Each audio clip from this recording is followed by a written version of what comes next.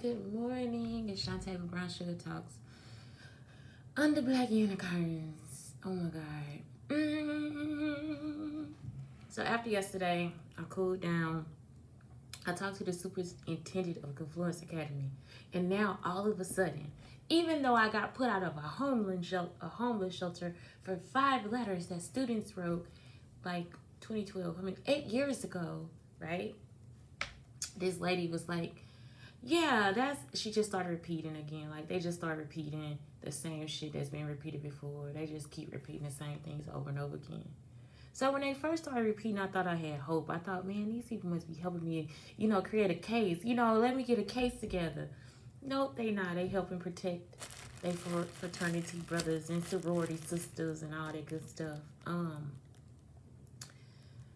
And yesterday I just came to the conclusion, like, okay, live and let live. Live and let live. If I could honestly say, and I woke up with this on my mind, I could honestly be like, I didn't do anything. I have so many people that I was good to and that I was good for that I could just honestly be like, I didn't do anything. Like, I didn't do it. All I did was help you.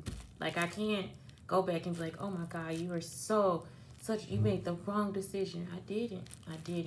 I know the principal, he could have got mad because one day, one little girl that I was tutoring, she got into a fight with another teacher's children. And I called the girl's mother, but I didn't tell the principal. And the reason why is because I didn't trust them. They had already put her out of school in the first place, and she already said that people were bullying her.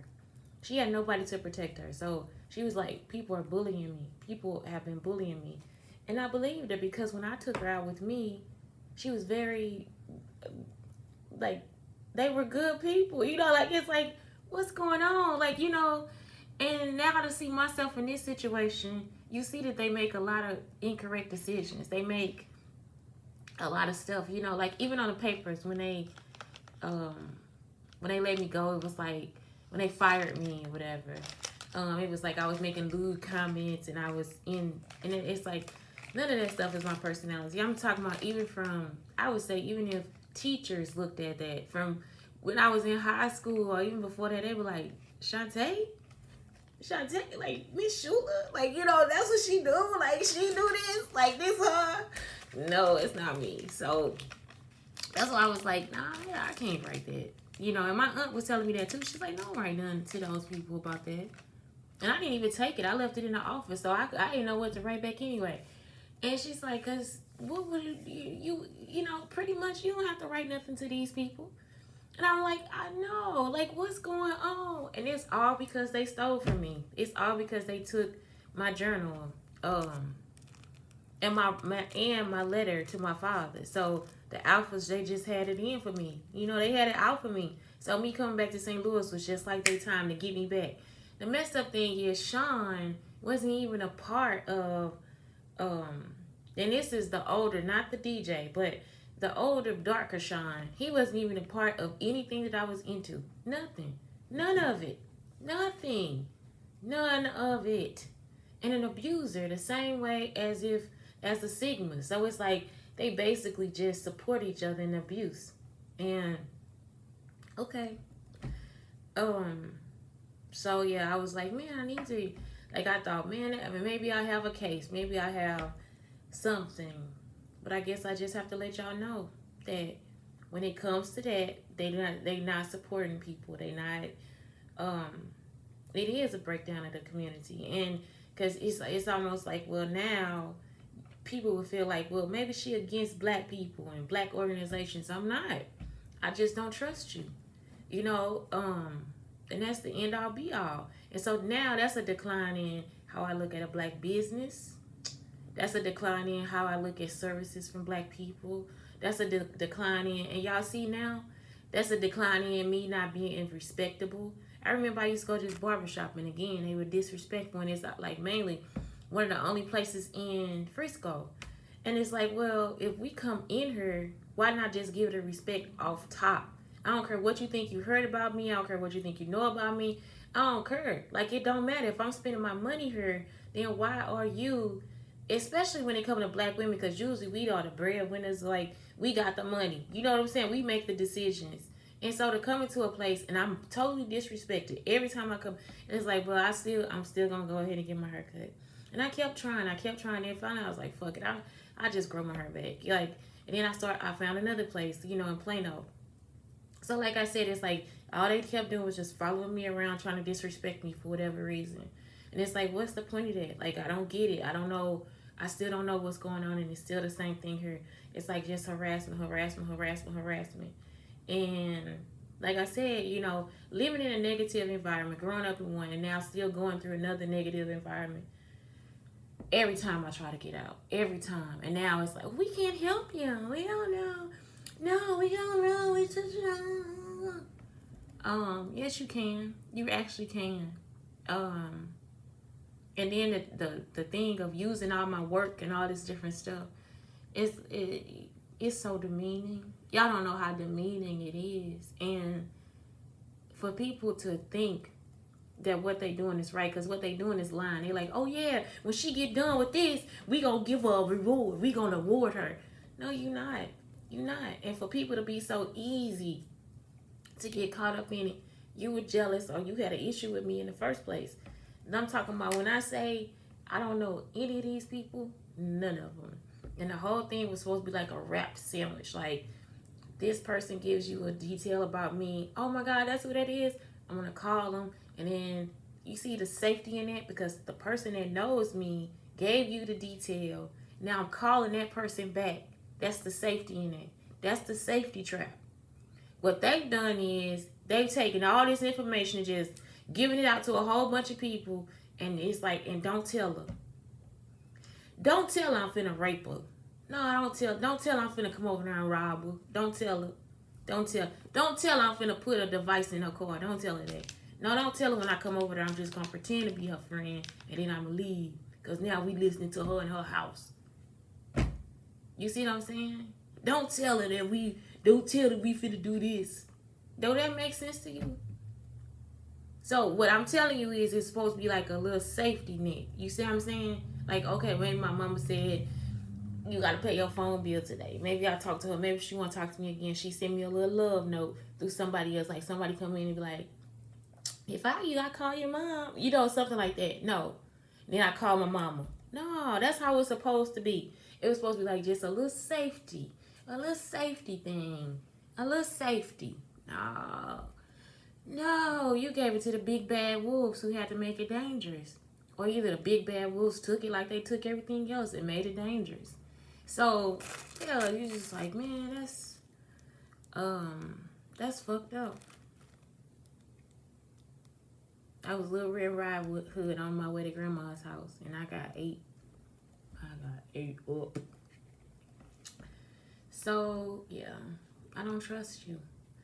And that's why he came in the classroom. He's like, what did you know? I didn't see anything. Seriously, I didn't see anything. I just heard them in the hallway arguing. And that's why I called that girl's mom, because I knew that at the end of the day, they were going to try to blame it on her. They were going to try to say it was her. And she was one of the sweetest kids that I had ever worked with at that school. Just one of them. And gorgeous, too. So you could see why they were picking on her. You could see it. You could see it. And me being a person that had been picked on for real, for no apparent reason, for most of my life, I knew it. So that's why I called her mom. And I didn't tell him anything because I don't trust you. I never trusted you because I never did anything to you for you not to trust me. You took the word of rapists and beaters over just getting to know a new teacher. They had nothing to do with my job.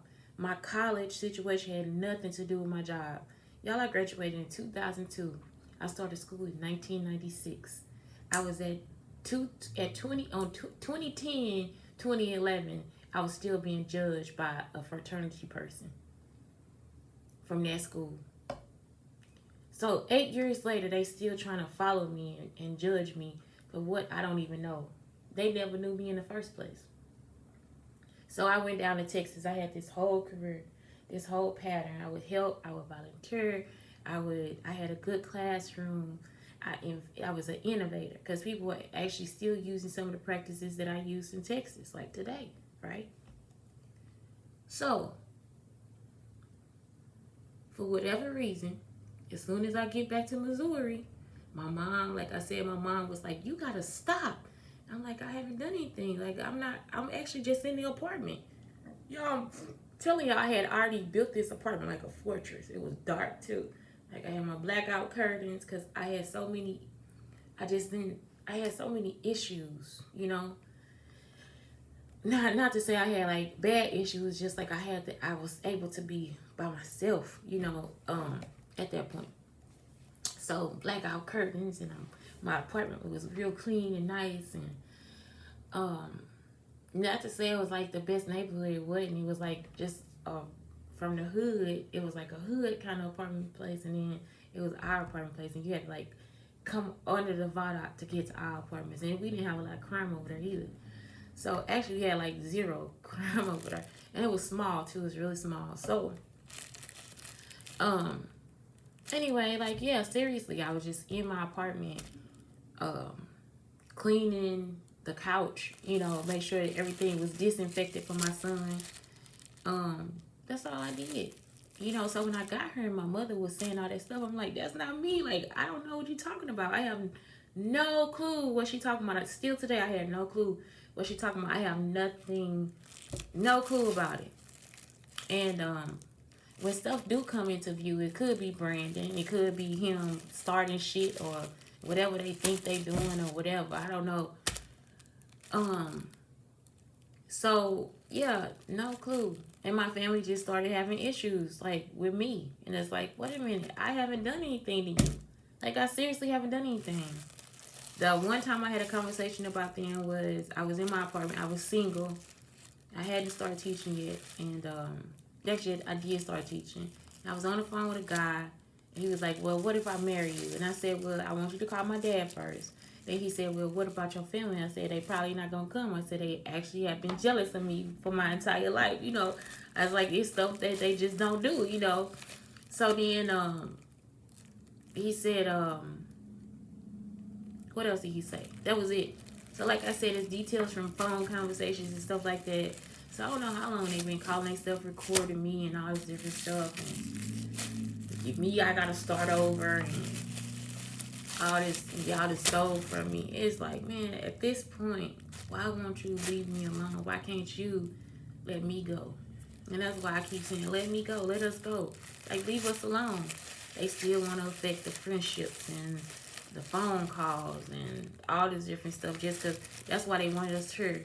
I heard somebody saying, well, if she gone, I ain't gonna know where she at. You don't need to know where I'm at because I'm not a part of you. Like, this whole time, y'all, this was my journey. It really wasn't anybody else's journey. It was my journey. It's mine. Like, it's actually my journey. Like, it's supposed to be for me. You see? This is me. It's mine. It's not yours. And I am not a part of you. And that's the part I'm trying. Like, it's like, I don't know how to tell you that I'm just not a part of you. I don't give a fuck about you. Done fucked up everything. Everything. A rape is not considered a pass. That was one of the conversations too on the phone with the guy. He was like, you know, is a rape considered? It's like, no, it's not. You know, and he even in the conversation he said, yeah, and I ain't gonna want no woman like that.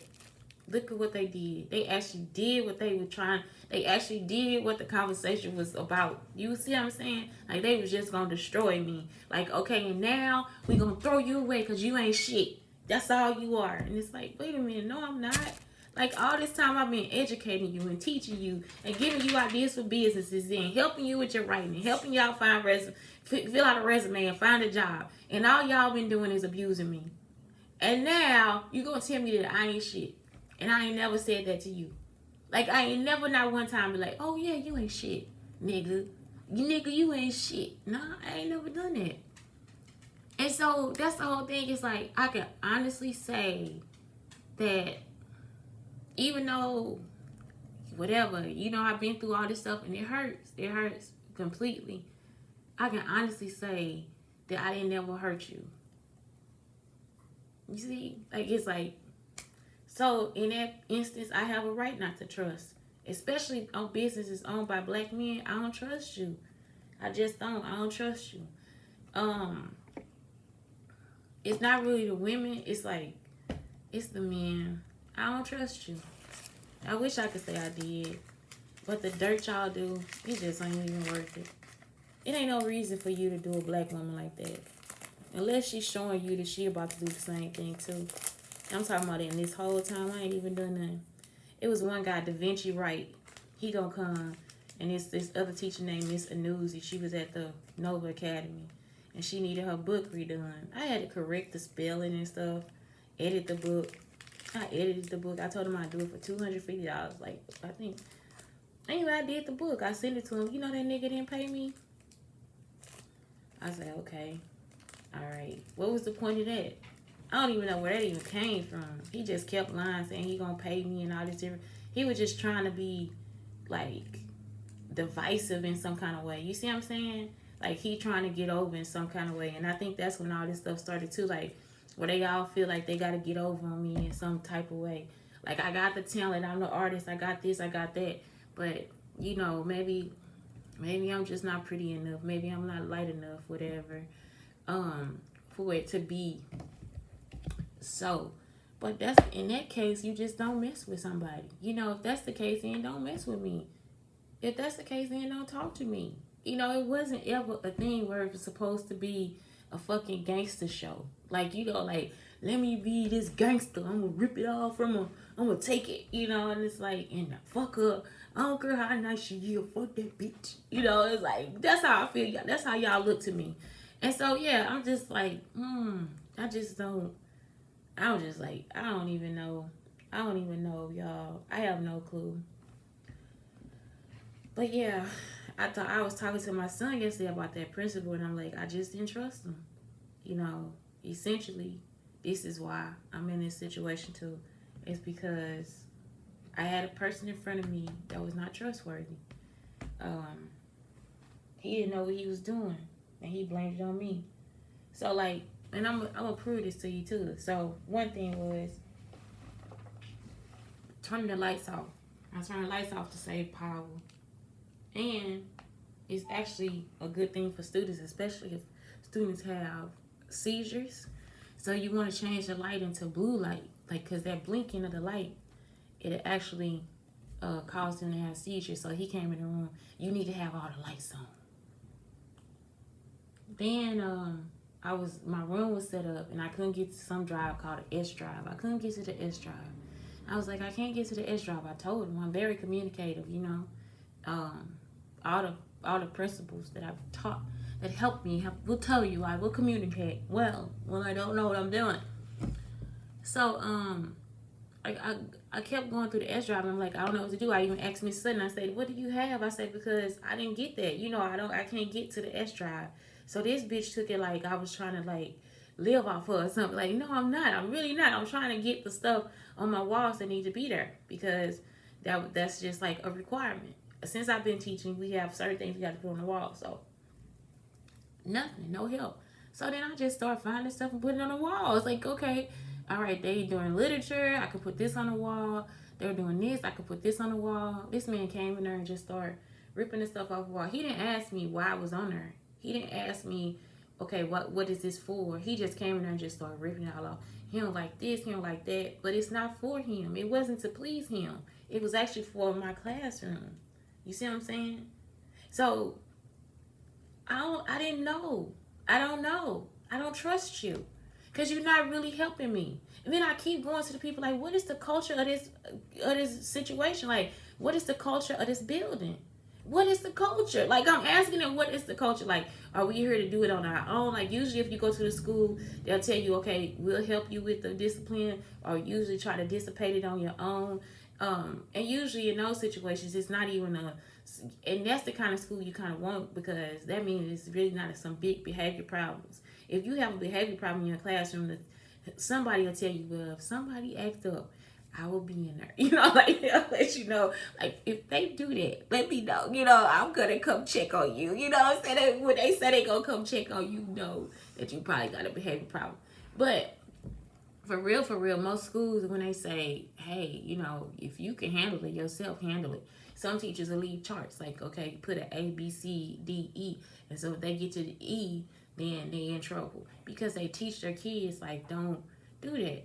I'm talking about, y'all, it just was like a lot of hitch-podge. And then they kept changing the classes. Like, one day we'll be, what you call it? What did they say?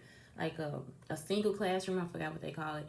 Then one day we'll split the classes. Then the splitting classes was too gangster and ghetto. So now we gotta go back to being a single class. Now we're gonna switch classes where we're gonna stay in the hallway.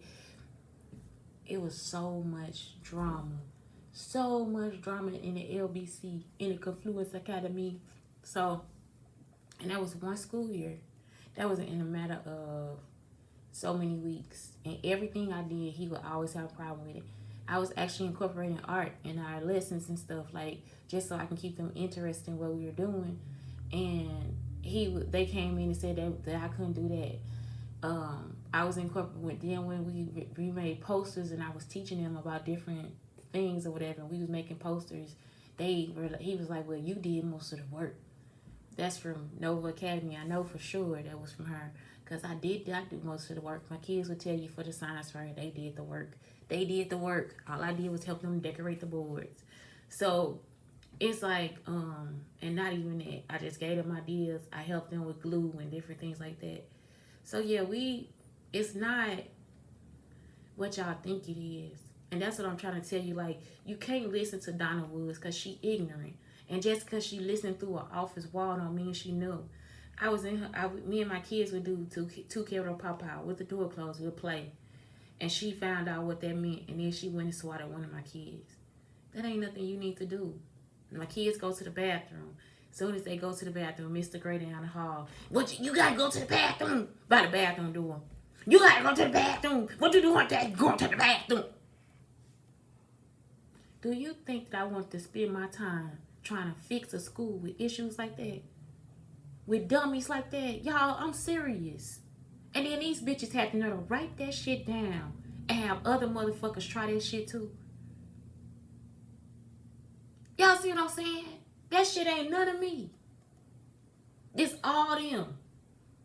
And they to put this shit in a file. How I got raped in the process, I do not know. How those men got my college records, I didn't even know they kept sex records in college. No clue. They kept sex records in college. Sex records? Yeah. So now you see what they trying to cover up. They try to push me out of my own life story. And that's the whole thing. Like, why would they want to be me? This girl actually wanted to be me. Anastasia Preston.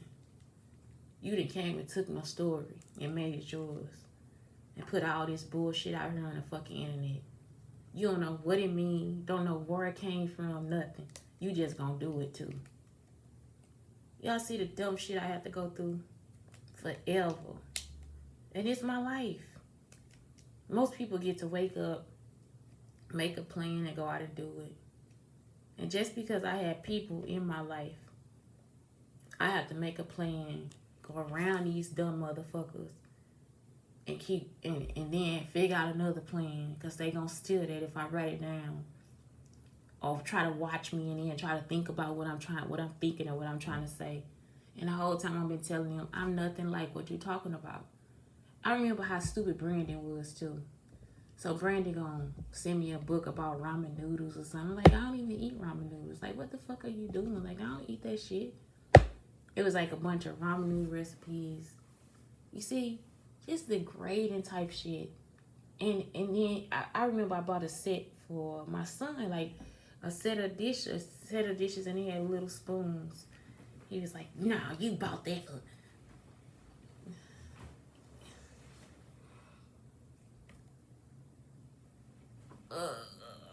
That's how he started to act like Marcus. Me? Not you, Brandon. So I remember one day I said, because Marcus never wanted to move from the roach infested apartment. He wanted us to stay there. Actually, he was probably gonna try to leave me there while he went out with some other chick. So I'm like, no, we gotta move because it's like, you know, the roaches, we near a lake, so they not gonna get better. Like they not gonna go away. You know, if the person below us and the person next door to us got roaches, they not going nowhere. And the apartment was really small. It's like a studio apartment, you know. So it was like this apartment, it ain't no reason for no roaches to be like this in this motherfucker. So I remember I'm getting a bed from. I was trying to get a bed, upgrade my bed from IKEA, and Brandon started talking about, nah, you ain't gotta get no bed. You don't need no bed. You don't need no bed. It's like, I don't know what to do in these situations because I'm like, oh, I be wanting to hurt him. Like, it's like, ooh, like, what, oh, just leave. Leave. At this point, you have to go. Like, you gotta go. Because, yeah, you be want to kill somebody. Especially when they've been trying to confine you and make all this stuff all your right and true. Because that's how they feel like they gotta like you. When people show you they disabilities and they think they don't have them. It's been a lot. It has been a lot. And like I said, if I was a white man, I wouldn't have to go through that. Low exposure.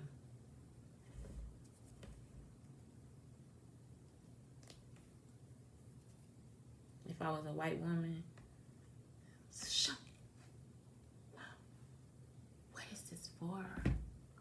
What is this about? What is that? But because I'm a black woman, she is diabolical. And it started from black men. The rumors started from black men and black women alike. The fear inside of my belly, I get so scared because today I gotta go places. I gotta leave my house.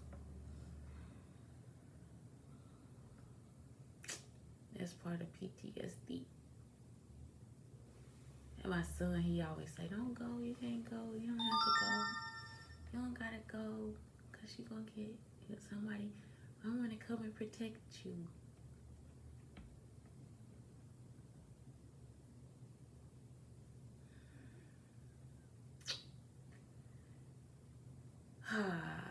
Anyway, it's Shantae Brown Sugar Talk telling you to stay the fuck out of my business. And if I'm not behind bars, and even if I was, you should be giving me my writing back so that I myself can be successful in my own right. Because I worked for it. It was mine. It wasn't yours. I didn't give it to you. I haven't told you specifically to stalk me or take my ideas or my classrooms or whatever it is you think and shape it into what you think it should be.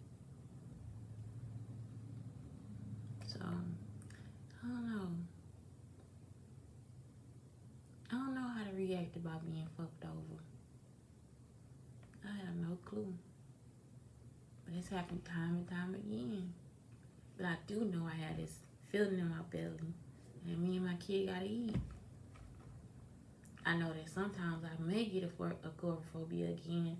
So I spend a lot of time outside. I try to anyway. So I don't end up getting stuck in my house again. Because every time I go somewhere, I got one of you fucking following me. God damn.